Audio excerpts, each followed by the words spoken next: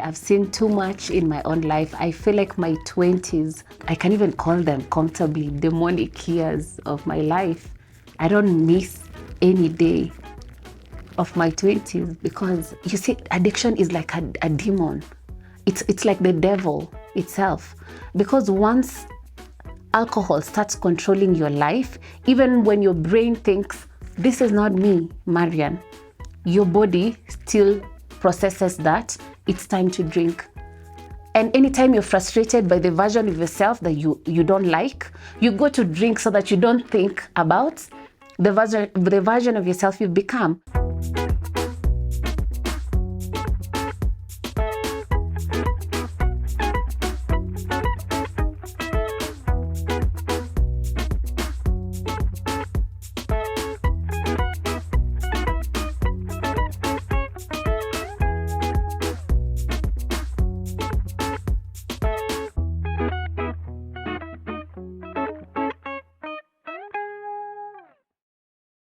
Hi everyone, my name is Marian Moraa. I'm the founder of Hope Horizon Wellness. I'm also a recovering alcoholic with over 13 years of active addiction to alcohol and other related drugs. I've also struggled with some life-changing experiences like pornography and also mental health challenges. So today I'm going to share my story with you guys, and if this relates to you, I hope it actually does. So welcome and let's talk. So I've grown up as a Seventh-day Adventist. I was very active in church. Actually, I'm a very outgoing person, and I've been raised in that system. I would go to church, go to choir, and all that. When I reached campus and I started discovering myself, there's something like alcohol is a taboo, an abomination in that church, and I think in a lot of faiths. So when I went into drinking, I knew I was doing something wrong, according to the church, not according to me at the time. But now that I'm 18 and I'm exploring life, I want to almost break away from the prison that the church had put me into. So I came to realize a lot later that I always felt like the church was closing off my wings to fly, you know? So when I got a chance where I did not have to be under the roof of my parents and have to go to church and have to do what the church says, per se, I went direct to doing what I've always been told is wrong, drinking, I don't know what else at this point, but now I went full on. And then I started drinking. Now I was not drinking because I'm just having fun or relaxing or whatever other reasons people drink. I was drinking to prove to myself that I'm finally free from this bondage that never made sense to me in the first place. And honestly, the older I grew, the more questions I had about my faith. And I always wondered, why are we told to do this? What's the problem with drinking? Why can't I just drink moderately instead of not drinking at all? So when I started drinking, I was almost like revenging to the system that I was brought up in. And it was absurd because I didn't realize I was harming my own body and my own esteem, bringing depression and all these mental issues when I'm trying to revenge to a system that is not even a person I can point to and say, this is a person I'm revenging. So it just went badly. So let me just take you back to where it all began. I'm a last born of a family of 5. I have one brother and one sister. And I've grown up really just as a normal girl, basically going to primary school, no issues. Honestly, I was always a very active girl. If I remember, sometimes I even think about my inner child and like, I need to get you back because you had so many hopes and dreams and just, you had so much life. Marian, because I remember I would read news in front of, the living room to my dad and mom, my family members. Basically, I've always wanted to be a journalist. It was crazy at the time. So yes, I just had a normal childhood, middle income family, never really lacked much, really, not extravagant, but I never really lacked, yeah. went to school, had an upbringing as well as church, because my parents were very strong in education and spirituality. So I tried as much as possible to maintain that kind of lifestyle for the better part of my growing up. So I went to primary, obviously, like everybody else, did my KCSE, did my KCPE, did my KCSE, then passed very well with flying colors. And then I joined university. Yeah, and that's where everything just changed for me. So there's really nothing crazy that happened in my childhood. I think it was just like a smooth sail. But one thing I can say, at that time, I think I was just living by what was presented to me.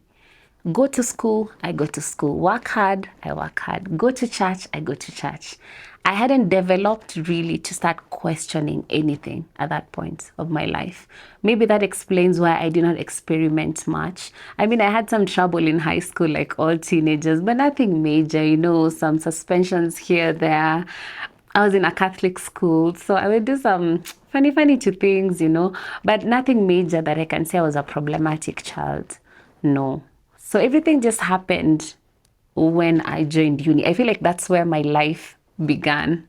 I feel like that's where my life began, honestly. Yeah. It's almost like I was really waiting for after high school to uni, because there's so many things I wanted to explore, so many things I wanted to try for myself, so many questions I had, especially about how I was raised.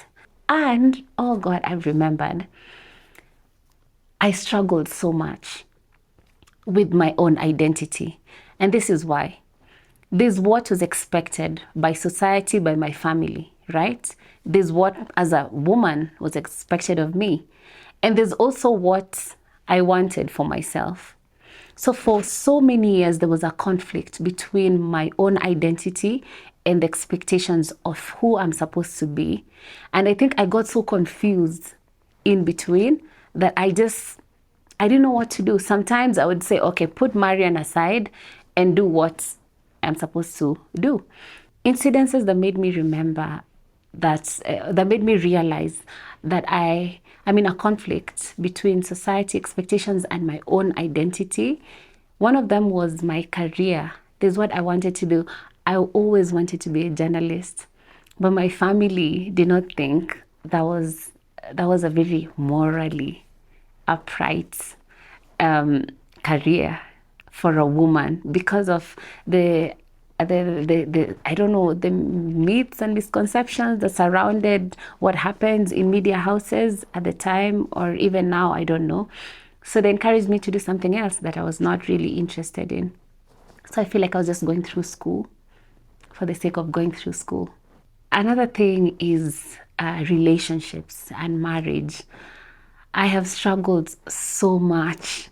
Oh my God, I struggled so much to be in a space where I now know what I want.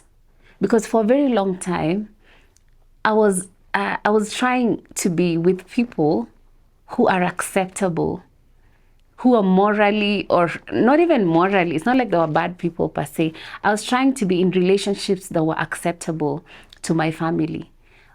Maybe, for example, it would be nice for my parents if I met a young guy who's a Seventh-day Adventist. It would be nice for my parents if I met a guy and married a guy who's probably graduated and has a good career going on for him. It would be amazing if I met a guy who obviously doesn't take drugs or consume any kind of, unhealthy habits, many drugs or whatever.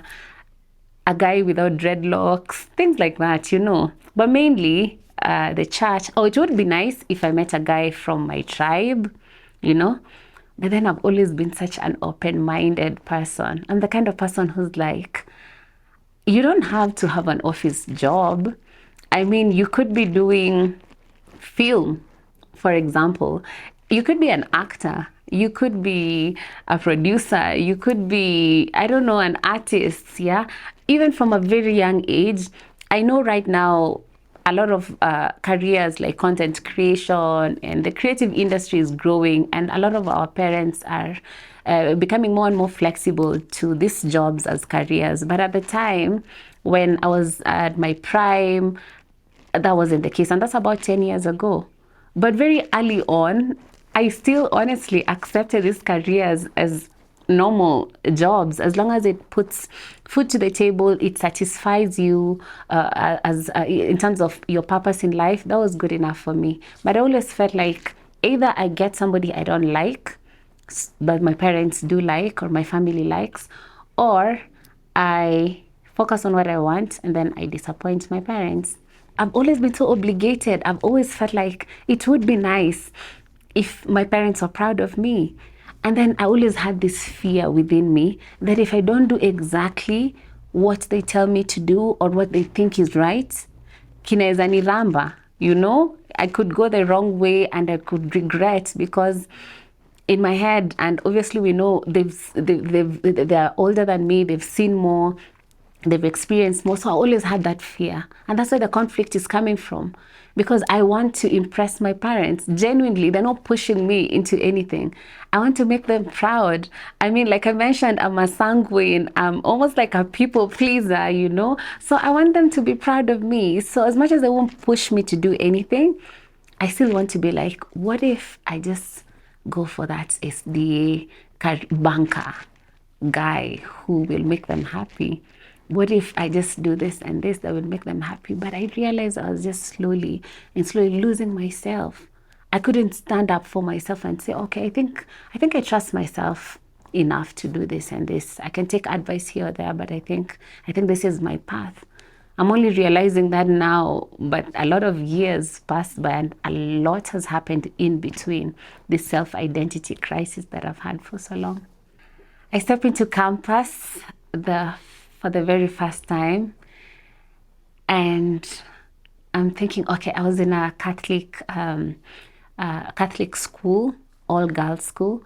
So campus is a whole new experience. I'm stepping into campus. Obviously, it's unisex, and then it's an international university. People have come from different nationalities, different religious backgrounds, different everything that you can think of, yeah? So I'm excited. Oh my God, I'm like, this is life. This is what I've been looking for. Where have you been all my life? I feel free. I cannot wait to experience. I cannot wait to make friends. I cannot wait to try all those things that I see on TV, you know, the outfits. And I remember one time, you see, God, this is so funny. I remember one time, my dad worked in the uni I went to, right? So I remember every, I think, university has this freshers bash thingy. So we went to a freshman party, and my dad was one of the staff that was there. And I had a very short skirt. I had a very short skirt. At the time, it was so trendy. And I thought it was decent enough because I had like tights underneath. I was living my life, you know, everybody else around me dressed like me, from what I remember. But I remember that evening, oh my God, my dad went off on me about it. Like, why are you dressing like that? You're selling yourself. Like, that is not cool. So back to the conflict I'm talking about, because now there's what I want to do. At 18 years old, there's a way I want to dress. There's a way, there are people I want to relate to, but there's also the expectations of how I was raised in my family, of how I should dress, of how I should speak, of how I should present myself. So I'm struggling between, what does Marian, 18-year-old Marian want, but what have I been taught? Who have I been taught to be as a young woman of that age versus what do I feel like doing, or what do I want? So that was crazy. Yeah, so there's that. I was feeling just free to just explore everything, make the friendships. At the time, I remember there's this show. Another thing I just remember, there's this show, because I joined uni in 2011. Yeah, so a year before or 2 years before, there's this show called Sugar that was talking about love, sex, money, basically sex education, HIV, AIDS, and all that. And I really loved that show. And I remember thinking, I got the message, but all I could think about was how they were dressing, how they were having so much fun, partying at the time. And I felt like my family would never accept that kind of lifestyle, not because it was the right thing to do. It's when I was watching that show, I was more focusing on how come some people get to even go out in the first place? Okay, I get that the show is about making bad choices after drinking irresponsibly, but why am I not allowed to just have a normal life where I get to go out but drink responsibly, where I get to dress what I want but still maintain the decency? You see, there's this gap that I'm trying to explain here.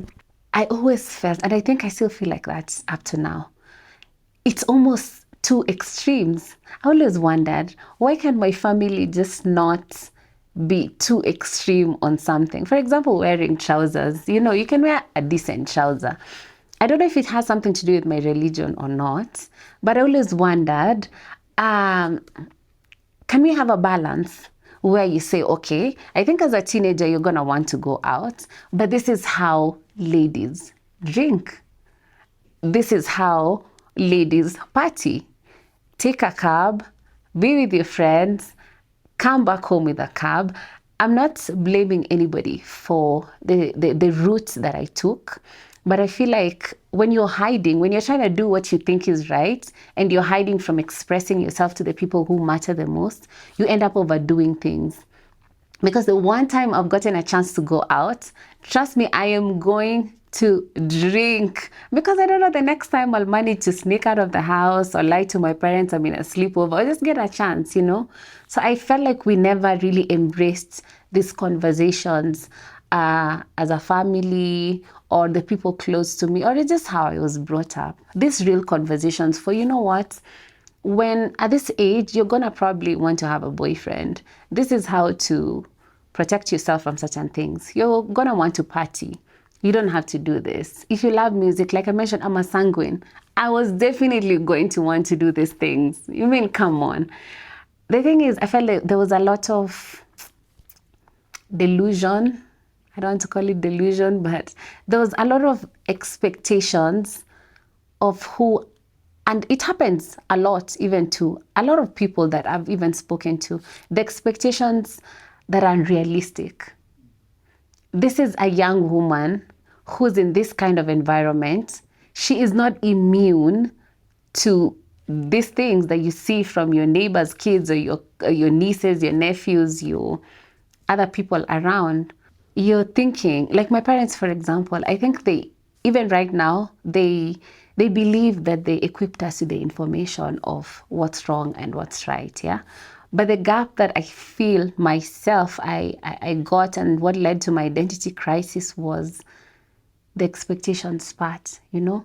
It's enough for you to tell me you're free to make your own choices. This is the information on the ground. But then when I try to choose my own path, then I can sense that I'm disappointing you, or it's not matching to your beliefs, or it's making our relationship uncomfortable. So I'll end up either rebelling, which will not look good, or I'll end up following what you tell me to do textbook, which will not make me happy. So it's almost like somebody has to lose in that situation. Somebody has to lose for the other person to be happy.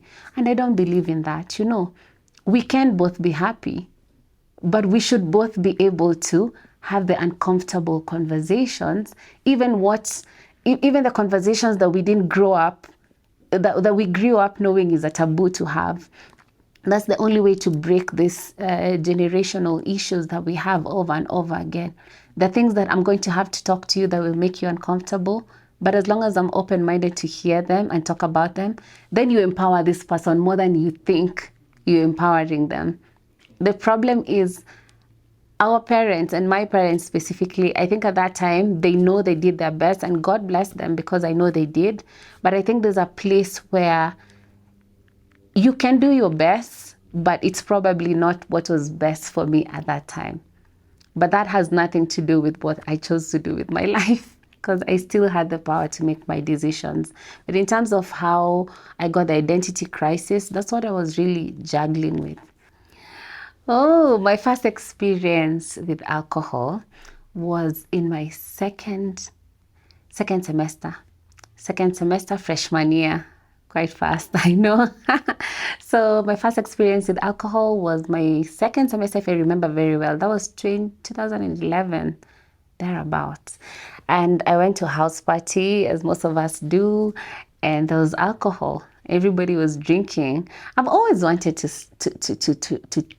to know how alcohol feels like the highness, you know, because I remember when I was in Form 3, I went to the supermarket. Oh God, now I remember. That was my first that was my first encounter. That was my first encounter with alcohol. That was when I was in Form 3.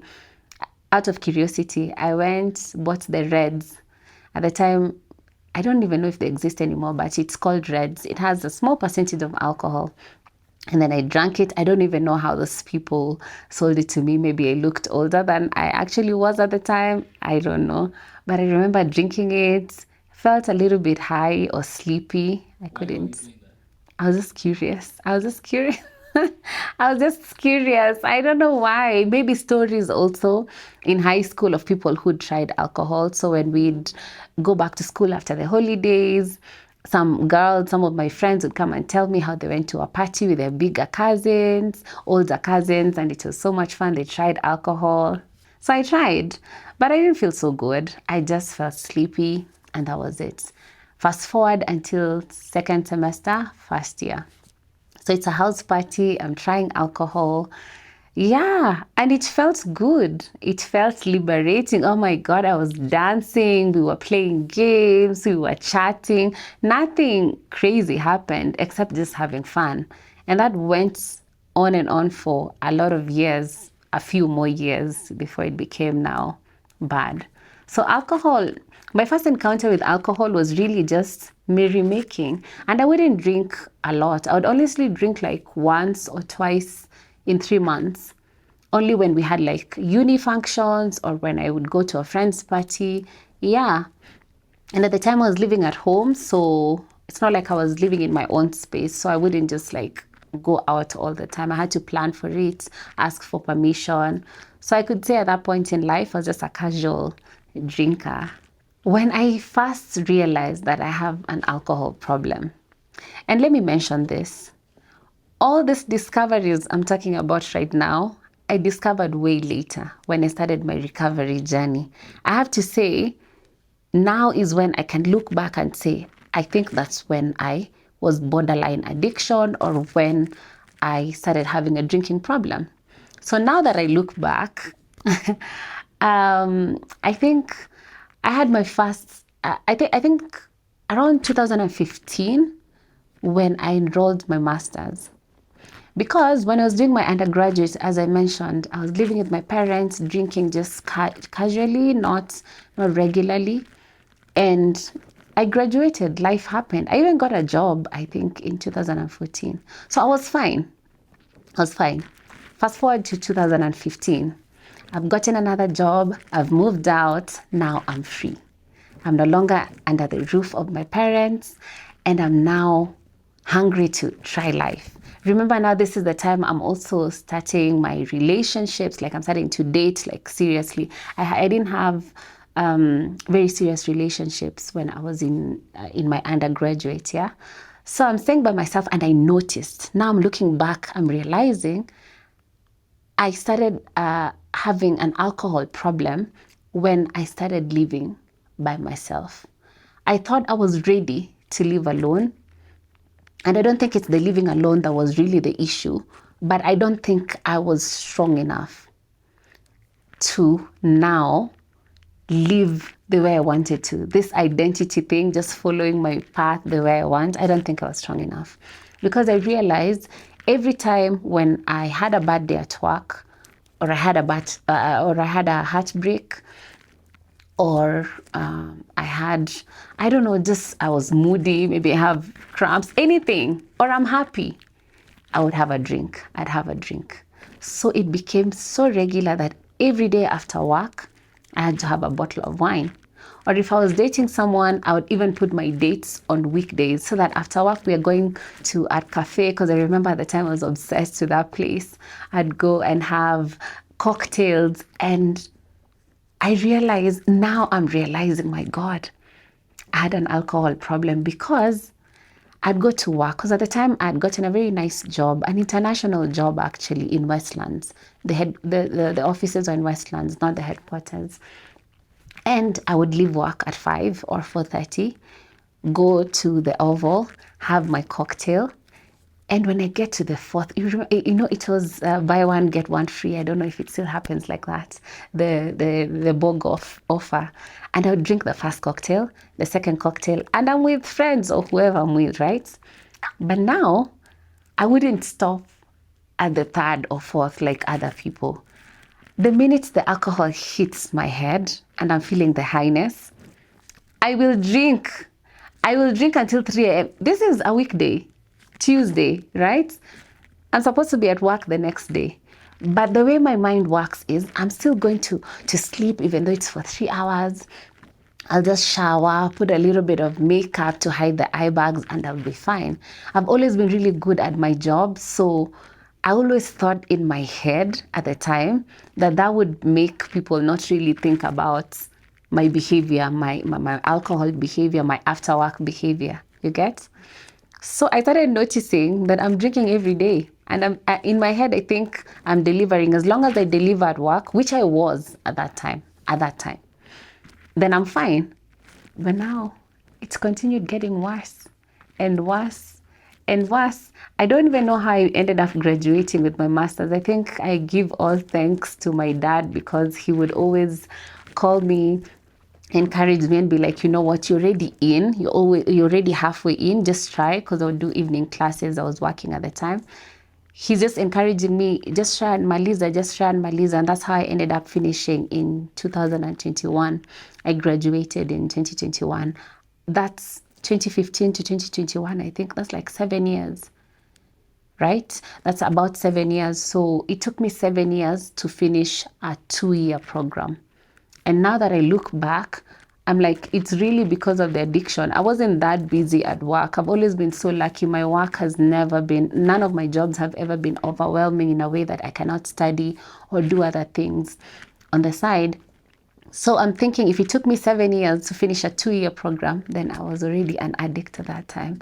I just didn't realize it yet. I thought I had everything under control, but I was a fool. I was lying to myself, yeah? Fast forward, I noticed something else. I noticed that I could not be consistent. Now I'm realizing, because I have gotten all this information from addiction counselors and other support groups in Alcoholics Anonymous and whatnot, that inconsistency is also another thing that it's one of the symptoms that makes you realize that you're in addiction. I couldn't stay even in one house. Like, I remember this one time, I don't know how many years ago that was, before COVID. I moved 6 times in 1 year. And it was always the pettiest reasons. Either I've drunk, had a fight with a boyfriend, or funny things, you know? And I'm moving. My job, I couldn't keep it. I come from one job to the other, and God helped me to find job after job. My parents also helped me so much, yeah? But I could work. After some time, I could almost feel like the job that I'm doing is standing in between my life, my drinking life, it was so comforting. My God. I mean, I'm happy. I can drink it away. The highness, I'm not gonna lie, the highness felt good. I was always in a world that I cannot even explain. So every time I went to work, and work has its own challenges, I always felt like it's coming in between me and my alcohol and my safe space and my comforting space. So that's how I could quit jobs. I don't even know how I've never been fired because of addiction. Maybe I used to fire myself before the person who's supposed to fire me. Oh God, before the person supposed to fire me fires me, I would just quit. And I'm quitting with no plan, no savings, because show me an alcoholic who has savings, not me. I'm quitting with no savings. So I had this habit of going to work, staying by myself, quitting a job, packing my bags, going back home until I get the next employment. Even before I'm paid the first salary, I've moved out. I'd rather borrow. Nitakurudishia nikilipwa. I move out. Continue drinking, the next job ishanibu, right? I quit, sina savings, go back home. On, until where all hell broke loose. I have so many bad experiences related to alcohol. I can tell you for a fact that I have so many. In fact, I think that at some point I got so depressed that I felt like my entire adult life didn't make sense, because I'd rather even tell you about the good experiences I had for the last, because I've been an addict for over 12 years, 13 almost, right? So I had so many bad experiences. Let me just name a few, or ones that can come at the top of my head, which I know so many of you will relate, but fights. And you say, this is why I say, siko baya, I don't think women are supposed to drink. Maybe it's just me. I don't think women are supposed to drink. I don't think it's a society thing. I don't think it's a spiritual thing or religious thing. I think it's just a biological, a biological structure. The way we are made, we are not supposed to drink. Let me explain why. I've gone to the bar, right? With whoever I've gone to the bar, because at some point I would just go with anybody who wants to drink. My point was not the company, it was the drink and the music and the space. We've had a fight with maybe somebody I don't know, somebody has talked to somebody, I'm talking, club fights, right? And there's a fight. And in the middle of the fight, you get in the middle of the crossfire or whatever I can call it, and there's a bottle here or there. And I remember I've fallen down so many times, not a couple, I'm lying. I'd be lying if I said a couple. So many times I've been hit, so many times I've been cut. In fact, I think if you guys look closely, I'm not so sure if it's this eye, but I think it's the one. I have a scar because of those club alcohol related fights. You get, it got so bad that most of the time I'd wake up in the morning and I'm looking at my thigh, na imefura, it's swollen. And I'm wondering, what happened? I have to call whoever I was with or whatever friends I was with, and they're like, oh, this and this happened. You fought with somebody or you fell because you were too drunk to walk. So maybe it's probably swelling from the fall. The next day, maybe I have a cut. My body just had so many injuries. And there weren't accidents, the ones where you could go to the shop and coincidentally maybe a bike guy hits you. No, I just never had any accidents that I did not self-inflict because of the behavior that I had with alcohol. So there's that. Another major thing I think I can say is relationships. I could not, in fact, I think I owe everybody I've ever been in a relationship with an apology.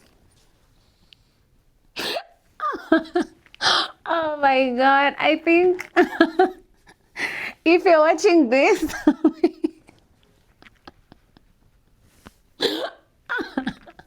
oh my God. Anyway, I think I owe anyone. I'm not saying they were perfect, but it was impossible to be in a relationship with me. One of the crazy instances that I had with relationships due to my addiction is most recently, it must be just a few years ago, maybe like less than 2 years ago, maybe like 1. So the drinking had gotten so bad and I wasn't working. I had quit the last job that I had before going to rehab, which was a really good job. It was an international job. I was being paid internationally, right? But woke up one day, decided it's wasting my time. I need my drink, and I quit. Honestly, even the people I was working with tried to convince me, but I was on and off. I ended up quitting. I couldn't. I think at that time, alcohol was taking over me. So during that time, I decided to go and visit my boyfriend who was living somewhere. So the guy also has his own struggles, but he's not an addict, I can say, right? But now, because he wants to impress me, and he doesn't have so much money. Remember, I still have a little bit of money from the job I just quit. Yeah, before Yisha, I had some savings. Not really savings, but yeah. So I'm sending him alcohol. The money ran out, right? The guy is jobless, right? So now I had to downgrade. And then I asked him, he was living in Gideon, which is not a very well-to-do, how can I call it? Neighborhood. Yeah, it's not a very well-to-do neighborhood. So there's a lot of access to anything in terms of drugs that you would want to get. If it's changa, if it's marijuana, weed, whatever, mama pima. So I decided to send him for changa. And in my head, I'm thinking, nikieka changa, if I put it in a thermos and I mix it juice, then it's just a cocktail. In fact, I remember somebody saying that vodka is just changa that's branded by Russians. Oh my God, I remember someone.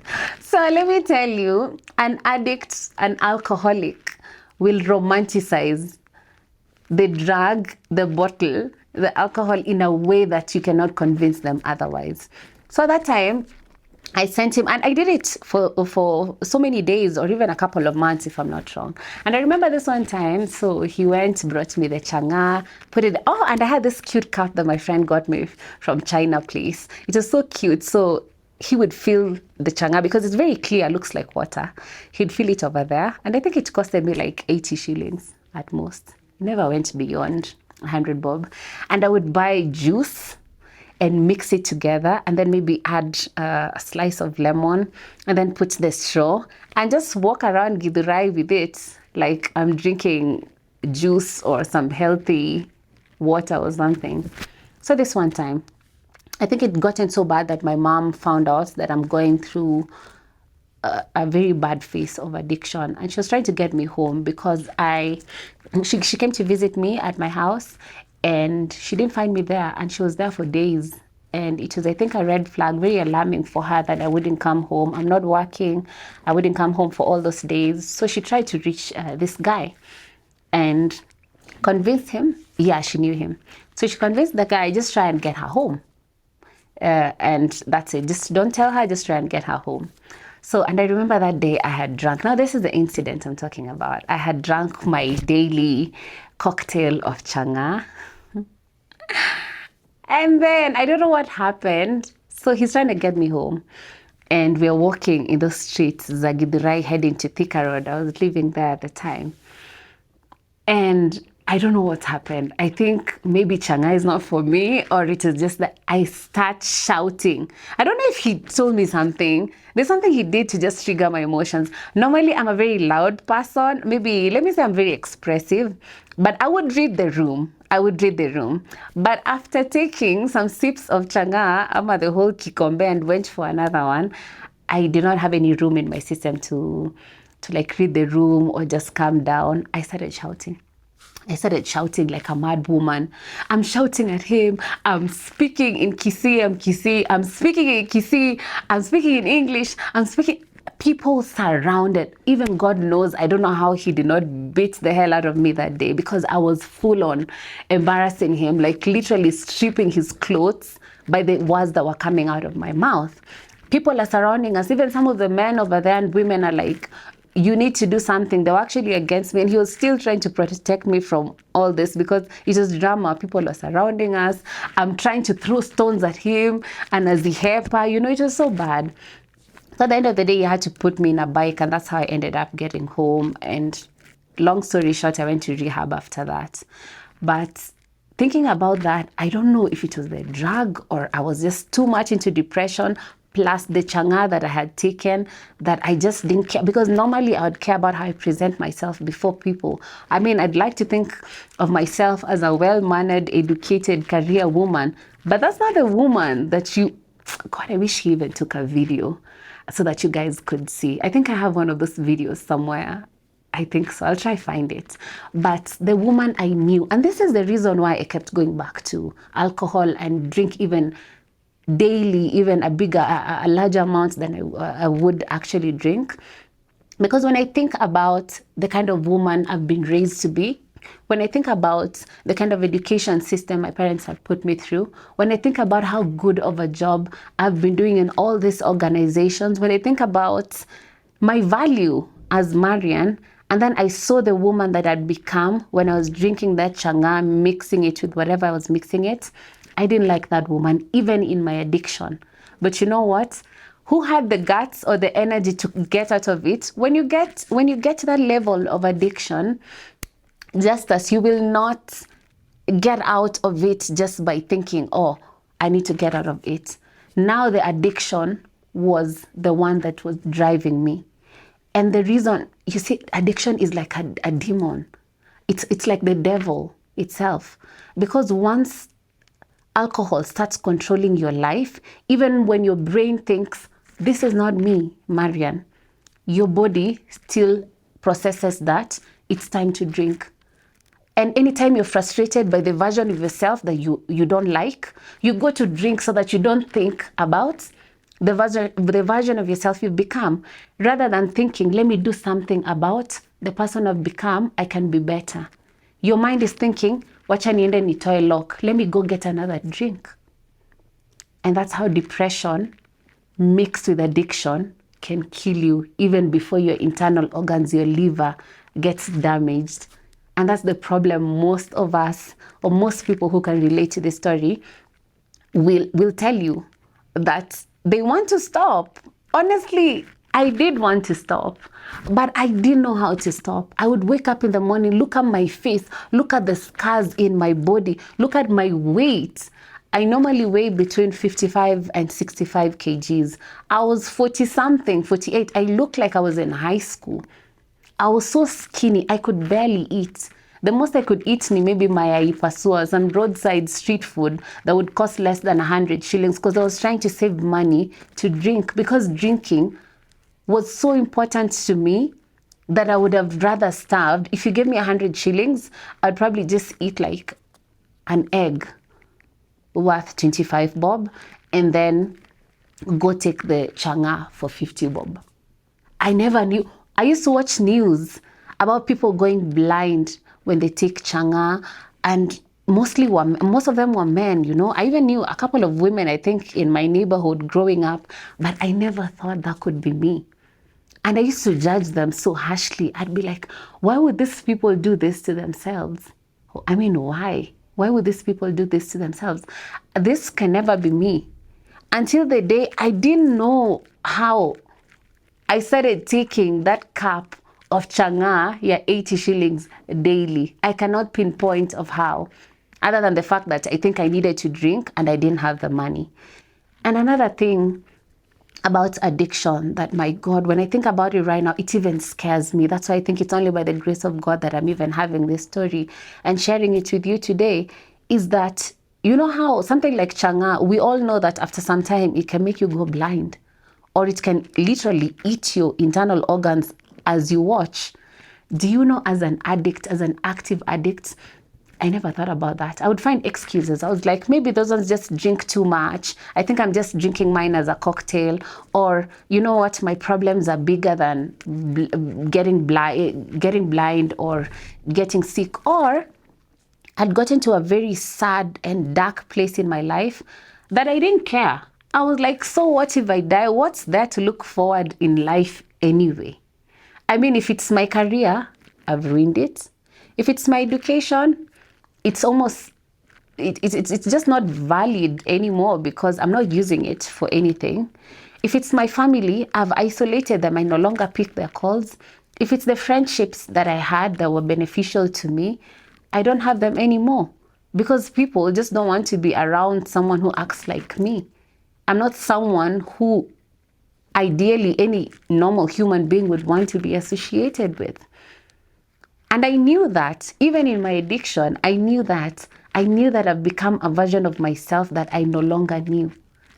And that's what was making me drink even the things that I knew would end my life, because I was like, I think resting in death is better than living in suffering. Because yes, I know that I'm suffering, but I'm unable to get myself out of this hole. So what to do? Either I just drink myself to death or just pray that some magic happens to change my reality. So addiction for me, during the peak, not really the peak, yeah, during the center of my active addiction, it exposed me to something that changed my life, something that I never thought I would ever do, something I never thought would even be part of my story ever, you know?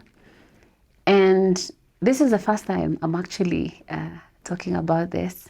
But you see, I think I need to talk about this because it's something that some people, or many people, especially women, might relate to, and it can really help a lot of people. It's really, how can I say this? It's really not a nice thing, but it has to be said. This is something that has to be said. Very uncomfortable, but has to be said. So during my addiction, and I didn't know that it was related to my addiction and whatever was going in my head mentally, but I found myself in a situation where I don't want to call it I exposed myself in a pornographic scene, or a sex tape, if you'd like to call it. And this is how it happened. I'm not saying this because I am trying to explain myself to anybody, to be honest. But I'm saying this because I know shame, guilt, and those emotions can lead you either into addiction, or they can worsen your addiction, and they can make your mental health go crazy. So I'm saying this because you might not relate exactly to what I did, but if you did something else that is equally making you feel the kind of embarrassment, the shame, making you feel like you don't even deserve a seat on the table or to be around people, then maybe you will know that if I am here, then you should just push through life. Imagine you're just a human being who's probably made a mistake or two. It's fine. So I got myself I got involved with a white guy at the time. You see, because I'm drinking, I'm exposing myself to certain people, certain kind of people. I'm attracting certain spaces. So one of these spaces was a dating site, right? So I meet this guy, and in my head, remember, I'm only dating somebody because I want to be in spaces where I can drink and, party. And trust me, dating sites, for those who know, that's exactly where you can get, if you want something random, basically.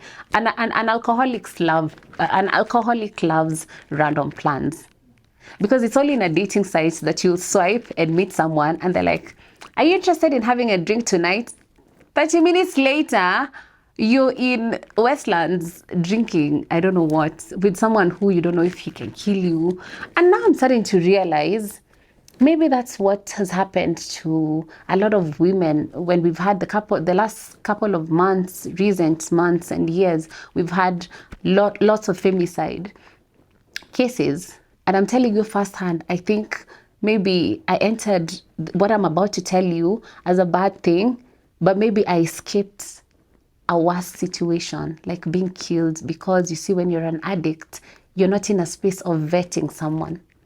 You're not in a space of saying, no, this is not how I was raised. You're not in a space where you're even spiritually aware. You have no connection with your higher power, whoever that may be. So you don't fear anybody. You're doing only what the body wants to do and what the alcohol has told the mind to do. Okay? So for me, I'm on the dating site. I meet this what I thought was handsome at that time. Let me just talk about it. They say, ongei kutoke, right? I meet this guy and I'm thinking we're just gonna, because it wasn't my first time. I'd met a couple of guys before, we just partied and whatever happened, nothing major. But this one is specific, tells me, you're very beautiful. And I think you can be I'm laughing because I'm now 32 years old and I'm thinking about how dumb that was. But I was 21, So I was very naive. Oh God. I'm really trying to forgive my younger self because she didn't know better. Honestly, she didn't. She didn't know better. So he tells me, you're very beautiful, and I think I have an agency in South America, so I can help you, have a modeling career. You don't have to work 8 to 5 and get tired. And remember, I told you I I'd gotten to a point where I didn't like this 8 to 5 manenos, because going to work, meeting targets, going for meetings, that was boring.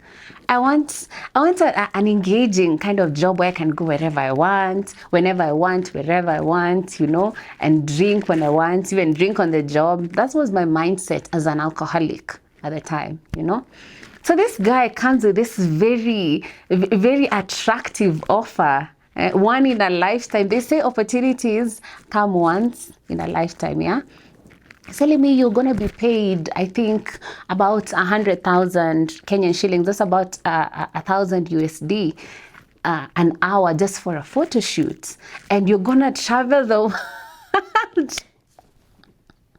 You're going to travel the world and you're going to be naming like Naomi Campbell and the likes of those. So if you want, you can come to my hotel room so that I can do, what's it called? It's almost like an audition. Yeah, like a screen test audition kind of thing, so that I can see your height. I can take a couple of pictures and see if my agency staff will like them. Who goes to the hotel room? The conversation is happening in Java. Oh my God. And this, I feel so uncomfortable talking about this, maybe because of my friends, not my friends, my family, my loved ones. So disclaimer for this part, for anyone who might feel uncomfortable, but I feel like this is a conversation I must have once and for all. I don't think I'll ever talk about this again, but it's a necessary story to tell, this specific one, right? So I meet him in Java. The guy doesn't drink at all. So in my head, automatically, I'm like, oh, he's a good guy. And he doesn't mind me drinking. At that time, Java doesn't sell alcohol. So I was like, oh, this is a good guy. Actually better than the ones I've met before, because he wants to meet in a very modest place where we actually have food and have real conversations. And then go out and drink for me. He didn't mind, but he didn't like drinking.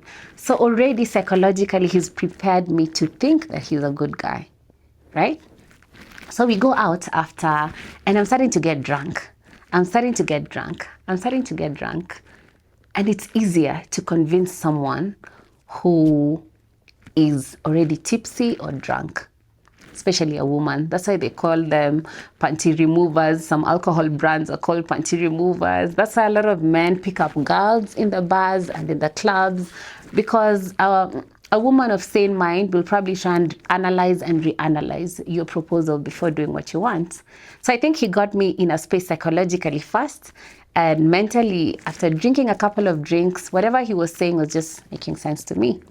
So long story short, I end up taking up his offer, and later I realized it wasn't pictures. It was actually a video, which, now that I think about it, because I blamed myself for so many years for doing that with him. You all know what I'm talking about. I don't have to spell it out. I think I was manipulated because I was maybe naive, or including the alcohol. But for so many years, I felt like I knew what I was doing, which I did. I'm not going to lie. I knew what I was doing. I'm only trying to explain this so that you can understand there was a lot of factors surrounding me coming to that decision at that moment. And one thing I need to say very clearly is that at the time, with the kind of lifestyle I was living around that time, it didn't feel like a big deal to me. Honestly, I'm not going to look at you and lie to you that it felt like a big deal. It felt like one of those spontaneous, fun things that people do when they're drunk. I mean, life is for the living. You only live once. I'm just having fun. So come stop me. Shoot me if you want, you know. I didn't know. I didn't know what I'd gotten myself into. Because he mentioned that she was going to be semi-nude, like bikini. And I'd seen a lot of magazines, people do bikini shots, no big deal. And because of how I've been raised, again, I declined immediately. And my God, now I'm thinking this is how psychology works. And he was like, oh, cool, no worries, we can still be friends, we can hang out. I go home.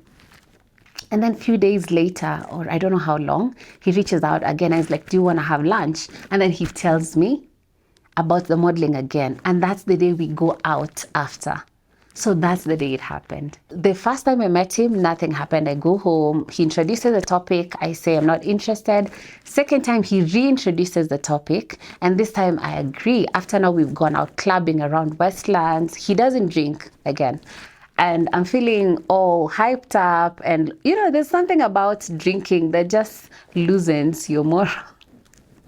That just loosens your morals, whether it's about your spending culture, whether it's about your morals as a human being, whether it's your decision making. Just know that goes out of the window when you start getting high. And then there's the kind of open-minded nature that I'd always believed that I was that kind of person. That also affected my decision making in that position that he put me into. I don't think I'm even going to blame him 100% because he wasn't the reason I got into addiction. He just got me at the right time, at the right environment. And it was just jackpot for him, I think. So I can't really blame him. When I met this guy, now we go to his place, and I realized, actually, what happened really was, I'm still drinking, and he's a very normal guy. He's almost coming off as somebody I could potentially date, right? Or someone I'm probably already considering dating. That's the vibe he's giving me, and it's cool. It's cool, you know. And he takes the pictures, the modeling pictures, because God, to even think that he even had I was so dumb. Now I'm thinking he even had the outfits, the bikinis and everything. So we do the actual modeling thingy. So I was always interested in modeling. And I think everybody at that age, around 18 to around 23, if I'm not wrong, people like to model, take pictures, nini. I had tried, not professional modeling, but do a couple of photo shoots here and there, go for auditions for actual Kenyan agencies. That's why I'm telling you, this guy caught me at the right time, the right headspace. It was jackpot for him. So the thing is, I had mentioned on the dating sites that I was a student, come model, come actress. I had mentioned that I was a student, model, and actress. So yeah, I'm starting to see why he thought I was the best candidate for whatever business he was doing. Anyway, I'm at his house, and we're drinking, we take the pictures, and later he's like, why don't we try this other thing? But it's not gonna be on the agency, obviously, because I'm not doing that kind of business. We're done with the modeling. Let's just have some fun. We're dating now. And I'm thinking, okay, whatever, I was really a free spirit. And trust me, that's not being a free spirit. Whoever thinks that doing immoral things or being out of control is free spirit, no. I think you need to go back to your dictionary and look at what the meaning of free spirit is. and then put it to who your identity, who you want to be. Let's not use this term free spirit very loosely, only to be like some sort of an excuse to do whatever we want. Because I can tell you for a fact, these things that you do in the dark, they shall come to bite you in the light. Now look at me telling my story, a very uncomfortable story to the world, because first I want to speak to somebody who might relate to this, maybe asaidike. Number two, also just to free myself, because I've been in a prison of other people's opinions, of other people's view of who I am, and of blackmail for so long. I'd get a text. In fact, initially when I found out, so let me just take you guys back to how it happened and how it relates to the person I became after. So what happened is, yes, we've done the modeling pictures, and then he suggests that we can do something else because we are now dating. And being the free-spirited girl that I was, I decided to do whatever with him. And I'm thinking, it's done. In fact, I thought we were dating because we kept touch for a couple of times until he went back to his country. He told me he'd come to scout for models in Kenya. I sound so dumb saying this, but I believed him, guys. I did not think even for 1 second that this is a red flag, you know? That's what I'm telling you. With addiction and with the naivety that I had at the time, I overlooked a lot of things. I just thought he's a businessman and he's gone wherever. So whatever happened, happened. And at the time, I did not care. I did not regret anything. I just moved on with my life. Until like years later, many years later, I started getting random people sending me links. I'm opening the link and guess what I see? I see myself with that guy who's hidden his face, by the way. So he made sure to hide his face. He sat down. So he was recording the tape. He puts it in a porn site. He hides his face with the editing work that he did. And he captions it. I don't know, something African girl or what. Let me tell you, the first time, and I still remember a guy called Jeremy. Up to date, I don't know how he looks like. I don't know if he was an old friend or a schoolmate. He's the one who sent me the link. And I remember looking, even before I opened the video, because I could see the outfit on the thumbnail or something, immediately I said, oh my God. Because years later, as I grow, nothing happens, but I still reflect back on what I did. And I'm thinking, oh my God, I hope that guy actually did not record and put it online in my head. But because nothing has happened, I'm like, I dodged the bullet on that one. I was young or stupid, thank God. My worst fear came to life when this Jeremy guy sends me the link, and before I even open it, I already know what it is. I could, even up to date, I can tell you guys for sure, I've never watched it. I always just see it. When people send me links, because 1,000 people have sent me that link, I never watch it. You get? So when I saw that link, I already knew my worst nightmare has come to life. And Jeremy already is saying, oh, I'm going to send it all around uni. At the time I was doing my master's, yeah. It was around maybe 2017, yeah. He's like, I'm going to spread it around uni and everybody will know that you're a prostitute, and calling me all these names if you don't send me 20,000. I'm there looking, I'm a student, I don't have money. At the time I know I was a master's student, so I was supposed to be working, but it was one of those phases where I was off work, remember, because of my addiction, right? So I'm staying at home, I don't have money, I'm just going to school. I don't have money. I had to borrow, give it to him. He would stay a couple of months, ask for more money. In short, this guy, anytime he would get broke, he would be like, I think there's somebody that I can blackmail for quick money. And he'd come to me and I'd give him money. Up to the point I realized, I started getting the links from other people also sending me, they're like, oh, have you seen this? Is this you? Have you seen this? Have you seen this? And I would just block people instead of explaining myself. It would hurt me because it's hard. It's already bad enough that you regret the choices that you did. And remember, that time I'm still struggling with addiction. But still my head and my heart knows this is not the mental space I'm supposed to be in. So I'm not supposed to entertain these people, explain myself to these people. So I would get a couple of links, people blackmailing me, until I realized even though I keep paying off all these people, the thing about this kind of industry, if a video gets uploaded online in one of those sites, somebody can download it, cut a small part, and upload it in another site with a different caption. So my video is probably in 1,000 other sites. Even though I go to the original site and try to remove it, damage is still done. I mean, somebody probably has them on their phone, another one has them on their laptop, others are in links that I don't know. Others are in links that will probably exist even after I'm gone from this world, you know. So I realized paying off people doesn't take what I did away, doesn't take it away. The best thing I can do is first accept that I made a mistake, a very bad one, a very shameful one.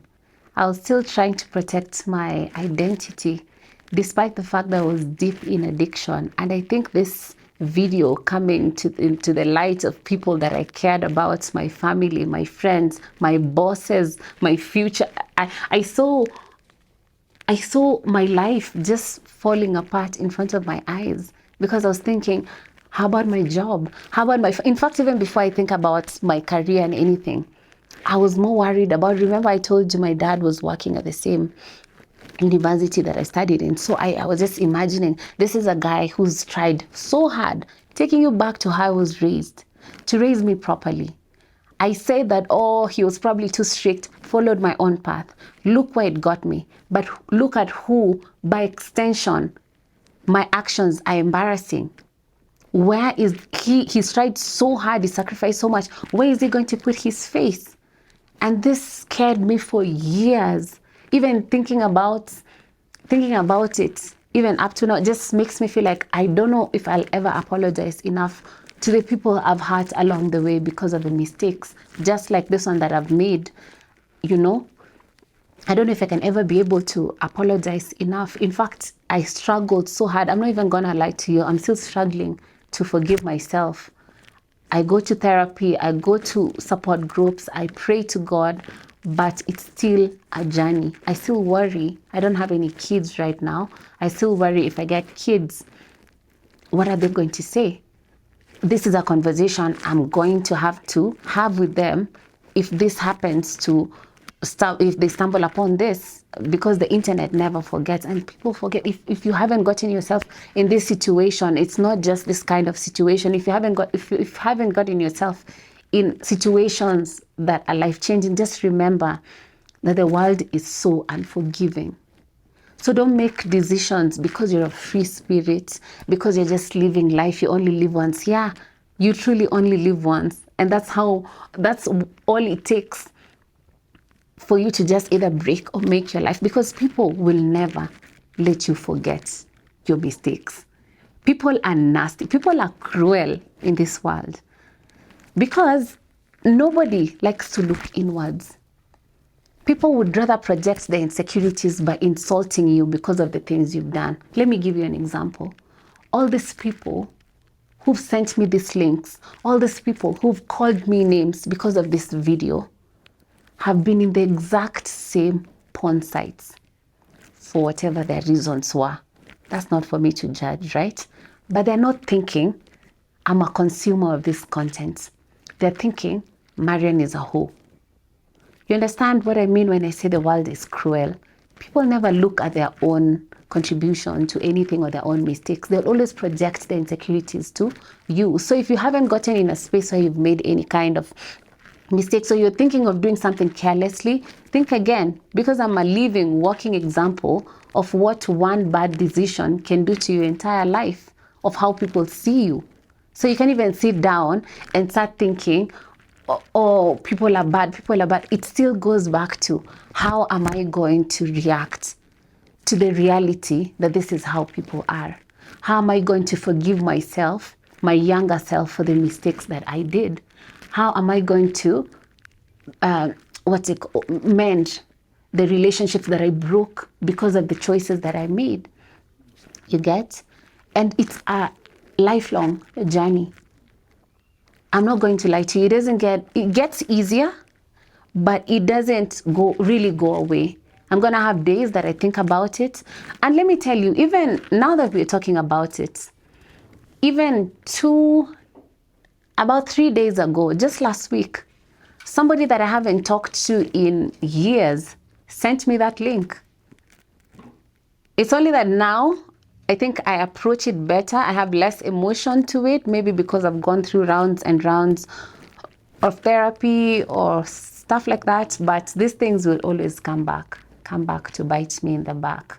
I've always had the fear that as much as the video was out there, that I did not want it to get to the hands of my family members.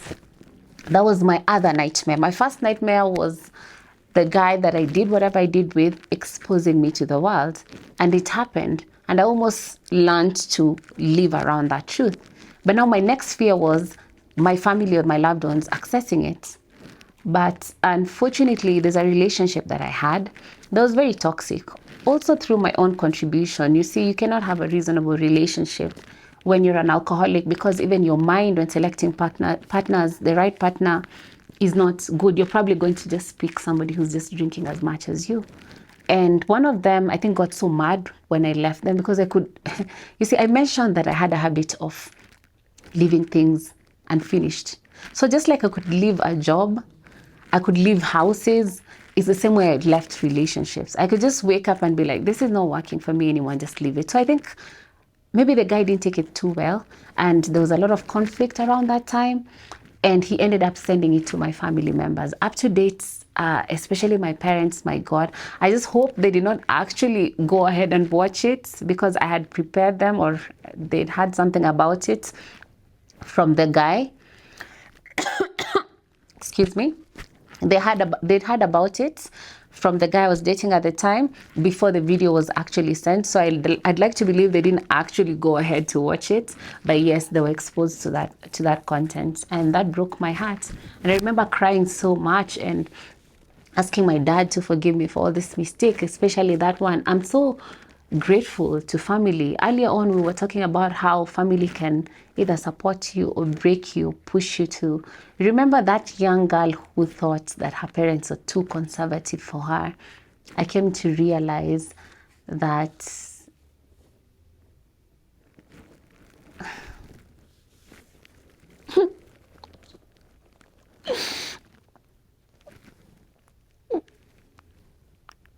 after everything the boyfriend was talking about at the time exposed my worst fear to my parents, I thought now my world was over. Honestly, I contemplated committing suicide at that time so much. I isolated from them, and I remember my dad, even my mom, my parents were so supportive. They were saying, you are not your past. We do not care what happened. All we care about, and remember that time I'm still struggling with addiction, yeah? And they don't even know that I'm struggling with addiction. Or they know I'm drinking, but they don't think it's as bad as it was, as I came to later find it was. So they told me that my past doesn't define me. They told me they'll always love me. They'll always be there for me. They still believe in me, and they know that people learn and grow every day. And I think that's what I've held on to for so long, since now they knew. And after that, I think I was, not that I didn't care, but after that, I wasn't really shaken by this as much as I thought, because the people I wanted to protect the most already knew.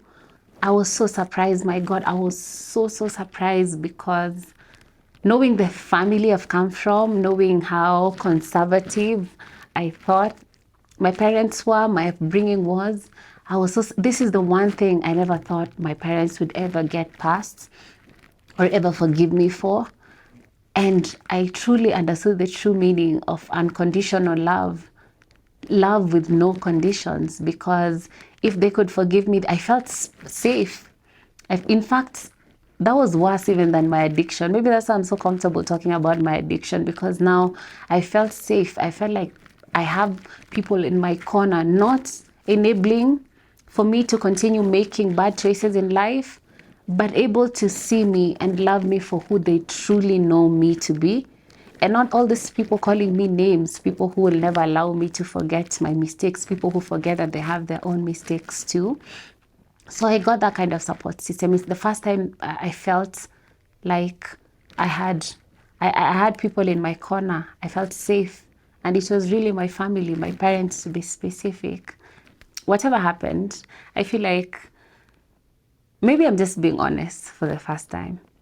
This porn video that we're talking about, that's what changed my mental health completely. That's what messed with my self-esteem, my self-worth, the way I was looking at myself, my value as a human being. And it's taken me so much work, and it's about progress, not perfection. I'm still on that journey to actually get myself back mentally, to say maybe I'm bigger than my mistakes. And that's the journey I'm in right now.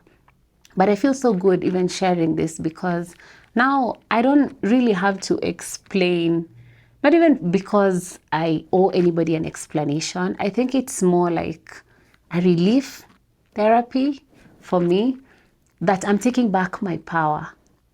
I'd given the world my power. I'd given the internet my power. I'd given other people almost like the right to tell me who I am. But I'm the only one, other than God who created me, who truly knows who I am, who truly knows why I did not die during my active addiction. He knows why I did not die during my promiscuous life choices. I could have easily been killed by the guy. I could have easily been killed during my drinking sprees. It's only God who knows why I survived, because I see myself as a survivor in that sense. To be here right now telling this story, because it's not fun for me. This is not the kind of story I want to like talk about again. But it's relieved me from so much. I think I didn't even know I was gonna break down, but I realized maybe this is something so personal for me, and it still hurts me. Yeah. And if there's anyone who's going through something similar, not exactly even the video per se, that you're feeling maybe embarrassed about, you're feeling guilty about, it's hard. But just remember, it's really not about the people who are telling you you're not your mistakes. I know it's easier said than done, because even me telling you this now, I have to wake up every day and intentionally remind myself that I'm not my mistakes. So try and do that, because if God has not taken you away, if God has not called you names, why are you calling yourself names, or why are you letting other people tell you who you are? Because a lot of people have skeletons in the closet. It's just that yours came out in the open. Maybe the closet was broken and the skeletons came out. But a lot of people have a lot of dark secrets, and most people who will come bashing you and saying names, calling you names, and calling you all these kind of things that you will believe if you're weak in your spirit, is because they're not in that space to look inwards and see their own skeletons. So don't get mad at them. Don't justify yourself to them. Don't prove anything to them. The only person you're supposed to prove to anything is the person who made you, and the person you truly know inside that you are. And that self-awareness, it will give you so much freedom. If I wasn't on that journey, I wouldn't even be talking about this story right now. If you're a free spirit, that's why I'm using it very loosely, you will not survive as a woman in this society. Because women will throw stones at you, men will throw stones at you, and the family expectations will obviously, maybe understandably, based on how they've grown up and their beliefs and whatnot, expect you to behave a certain kind of way. Because people in this world have so much power to either make you or break you. And I had to learn that the hard way. I'm happy I'm still alive, opening my eyes better now. But that's what I can say. I've seen too much in my own life. I feel like my 20's were probably, I can even call them comfortably demonic years of my life. I don't miss any day of my 20's, because yes, I learned so much, but I learned the hard way. But you don't have to learn the hard way. It was not written anywhere that you have to learn the hard way. You can just learn. You can learn from my story, or you can learn the hard way. It's your choice. But if you make mistakes, it's not the end of the world. I'm still surviving and breathing. still looking cute, hopefully. So that's all I can say. I think when I started drinking changa and losing, I was in serious depression. I'm thinking about all the mistakes I've done in my life, the video included. I'm thinking about the way I've lost my life. My career is non-existent. My relationships are non-existent. My family, I've isolated. I was at rock bottom. Every day I would wake up and wonder why I woke up. I prayed to God so many times. I didn't even believe in God that much at the time, but the only prayer I would have was, why don't you just take me? Like, are you having fun just keeping me alive? Because I used to wonder why he would get me out of situations I would specifically get myself into because I know they were dangerous, because I didn't care. I just wanted to just not exist.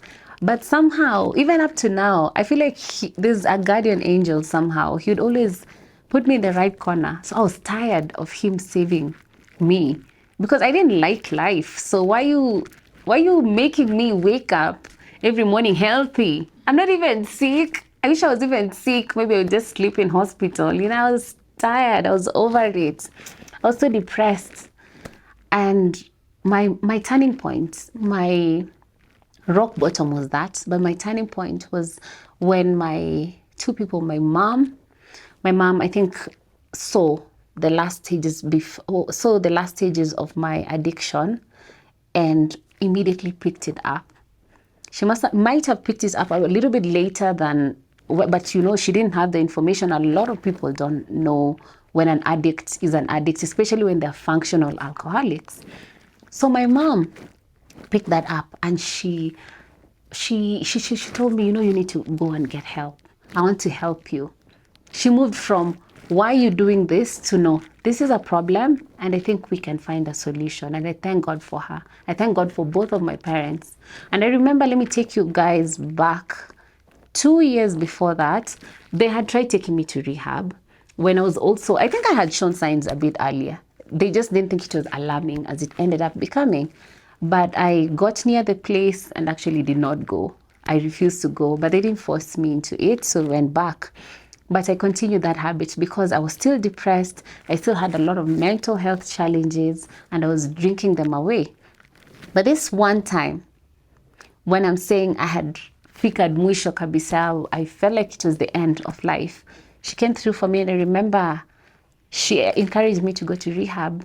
And I also remember a friend of mine, a very good friend of mine, Jenna, God bless her soul. I went to uni with her and she would encourage me. She's a psychologist as well, to go to rehab. She helped me mentally to prepare for that.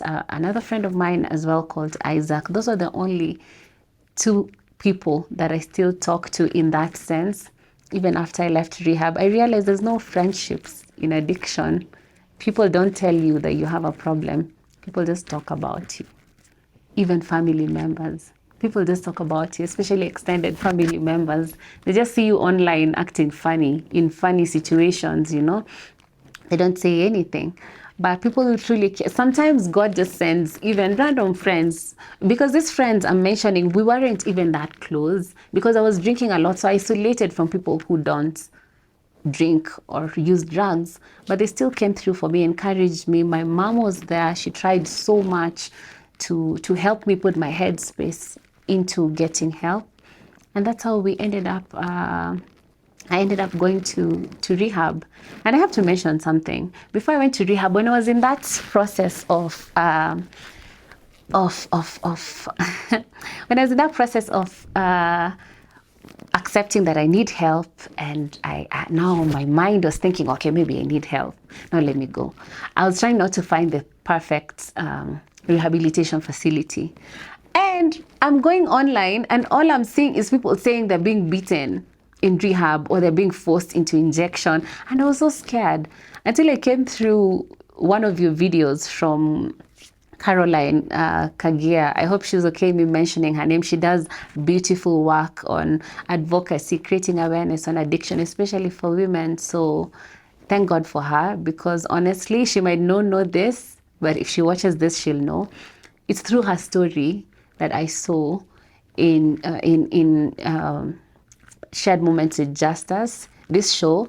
that I was able to pick up the phone, call her, ask all the questions, because I wanted to know a woman, alcoholic, who's gone through the challenges of alcoholism, gone through this treatment facility, which we call rehabilitation, and come out as a survivor, a warrior. This is before I went to rehab. I was doing my due diligence. Somebody actually mentioned I've always been a very smart alcoholic. My pastor mentioned that. My pastor mentioned that I would say the most legit points even when high. So I was trying to do my job because I didn't want to get somewhere that will make me relapse or make me... I was not trying to put more problems to myself, but going to a facility that will stress me more, help me hate myself more. I wanted to be sure that, yes, I'm going to rehab, but will this rehab actually understand my needs and help me get to the next level? Because I'm tired of living this life. This is not me. And yes, so she guided me. I went to the same facility she did. And yeah, hit my 3 months. And now just living my post-rehabilitation recovery journey. Now I can confidently say I'm a recovering alcoholic. I'm not an alcoholic. And this is a lifelong journey. I'm not saying that because that's my identity. Marian is not a recovery. That's not what I'm about. I do so many things which I'll mention, but that is something I have to accept. That is going to be a lifelong process, a lifelong journey for me. Because the reason I call myself a recovering alcoholic and not a recovered alcoholic, or I'm just not identifying with alcoholism, I can't do that. Because with addiction, I could have been sober for a year, 10 years, 5 years. But the minute I pick up a drink, I'll go back to the woman I was. With everything, all the chaos that I've mentioned in this in this story, as though I wasn't sober for 10 years. So as somebody who struggled with addiction, acceptance, step one of the 12 step of recovery, it says that I had to accept that. I think it's step 2. It said I had to accept. No, step 1 says I had to accept that I'm an alcoholic and my life had become unmanageable. So if I haven't accepted that, I'm not, what am I doing here? What am I doing with my life? Step 2 says I had to accept that only a power greater than myself, and that is God, or the God of your understanding. I had to accept that only a power greater than myself could restore my life back to sanity. Because as a human being, I'm weak. I'd love to be in a party. I'd love to be in a wedding. I might be around people who are drinking and I might be tempted. That's the human nature that we all have. But if I remember that there's a power greater than myself, whose grace surpasses my own human understanding, then I realize that I'm not walking alone. I have a power that's holding my hand, that's removing me from those situations that led me in darkness in the first place. And that's what I live by every day. Recovering alcoholics, that's it's a lifelong journey for us, and it's a beautiful journey. It doesn't suck. Misri, I always say Misirudi Misri, because where I'm from, that was darkness. Now I still have challenges. I'm very outspoken about my alcohol, my addiction journey and my recovery journey now. And I always say life doesn't change. It still has its ups and downs. But the beautiful thing is now I'm equipped with self-awareness, my relationship with my higher power. And these are things that I learned in the treatment facility and also through the support group like Alcoholics Anonymous that I attend every day, or I try to attend every day.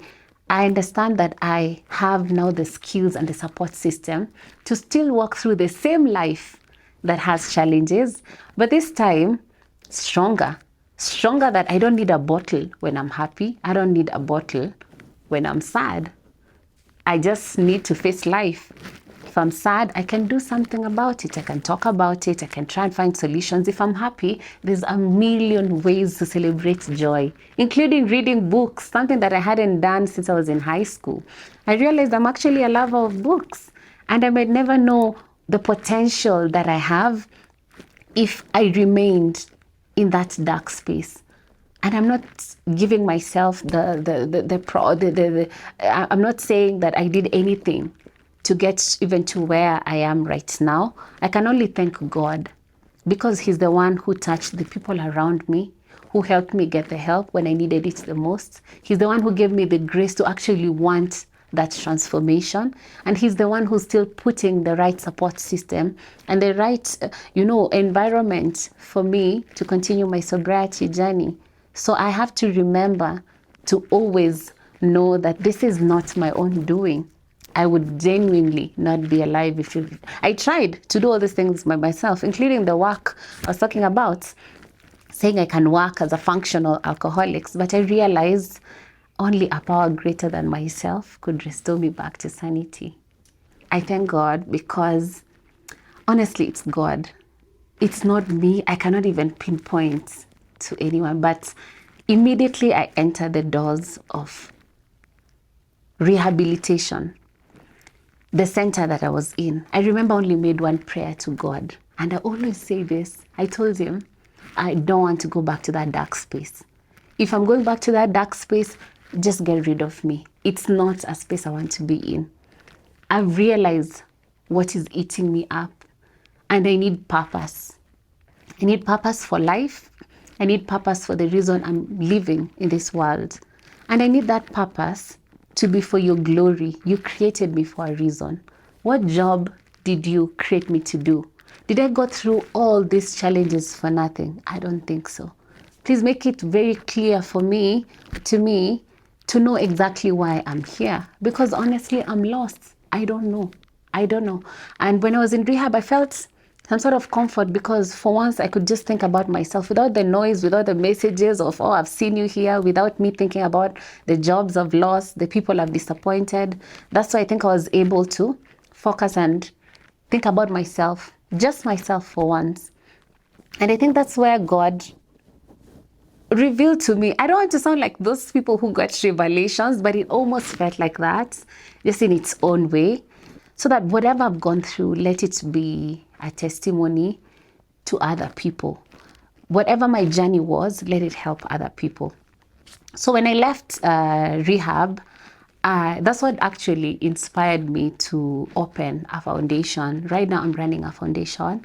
It's called Hope Horizon Wellness, where basically we support women just like myself who've been through the stigma of addiction, women who cannot even speak about the fact that they're struggling with addiction, women who cannot even speak about, like we've seen through my own story, with addiction comes a lot of many to funny behaviors, women who've been subjected to so much shame as a result of addiction, mental health issues, and other things that happened along the way, women who cannot afford to even go to these treatment facilities. That's what my foundation is doing, assisting this kind of women to fast, and their families also. I'm not closing the doors for guys, but I'm sure you can understand where I'm coming from when I talk about women, because there's so much stigma that surrounds women in addiction and recovery. I don't want them to suffer like I did. I want them to know that there's somewhere they can go to. It took me over 13 years to even come here and share my story, for me to even talk about one of the darkest moments of my life. But that doesn't have to be you. This is not a cue to enable women to drink, but it's a safe space to let women know that addiction is a disease and it can happen to them too. It's not a taboo that they can hide forever. These are women are very powerful in our societies, because they're raising generations, they're giving birth to new generations. We are born naturals, okay? So when we struggle with addiction, it's not a competition with men, but it becomes a lot worse. We have a lot more to lose. It's easier to take advantage of me as an addict who's a woman than a man. It's easier for me to lose out on a generation. For example, I would have been married by now if it wasn't for addiction. I would probably be raising kids. That might still happen for me. I'm open to that, but it hinders a lot. If I had kids and I was an addict, then I risk these kids growing up without a present mother, with maybe a dead mother, growing up as orphans, or the kids themselves having traumatic experiences because of the addiction that I'm facing. or these kids becoming alcoholics themselves because that's what's familiar to them. So with women who are addicts, they really impact society directly. And these are the women I'm trying to help in my foundation. So that's very personal for me, and I felt I needed to mention it so that whoever this relates to, even though you're a family member of a woman who's struggling, they can go, or even men, honestly. Like I said, I'm not closing doors, right? You can check out my website. It's on www.hopehorizonwellness.org. Or you can check out my podcast. I actually have a podcast. It's called The Comfortable Couch because it's a beautiful space in recovery where women just like myself are coming to share stories like this. Their families are coming to share stories like this because, you know, sometimes even we don't understand what our family members go through because they're also sick through our addiction. It might look like it's indirect, but they're sick mentally. They're worried where we are. If the people around us, our family members, our loved ones, our friends, the community is empowered to know what mental health, for example, challenges look like, or addiction, how it looks like, what are the symptoms, the early symptoms, a lot of people wouldn't get to the stages that they get by the time people actually discover and say, oh, I think this person is struggling, you know, because they just don't know. They think, oh, this one is just drinking because they don't care about themselves, or they're loose, or they're just irresponsible. But if society is really educated to know that, no, this is not normal. This is actually a classic symptom of an addict. And yes, after identifying this, what can I do to support this person so that they don't get to a no-go zone or a place that they cannot be assisted, where maybe your internal organs are already destroyed, or maybe your brain is no longer functional, or even death, you know. Our society, our family, knowing exactly how these issues, how they look like and how best to support us, that's the only way we will even prevent relapse in addiction.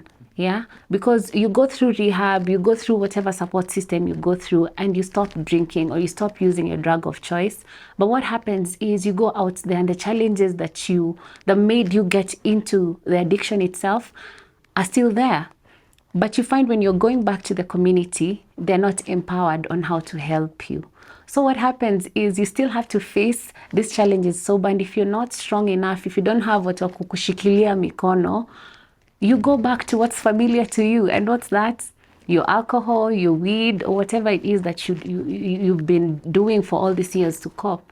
And the cycle repeats itself because now the community becomes 2 times harsh to you, because I mean, I thought I took you to rehab, nikaosha mkono, nikalipa so much money for you to go and get help. Why are you still going back to the same old habits? But they forget it's not something that someone wants to do. Maybe even the person who tried to help you in a certain way is the same person who triggered you to your relapse. So I feel like just the information to the support system will prevent, number one, addiction getting to the level that it gets.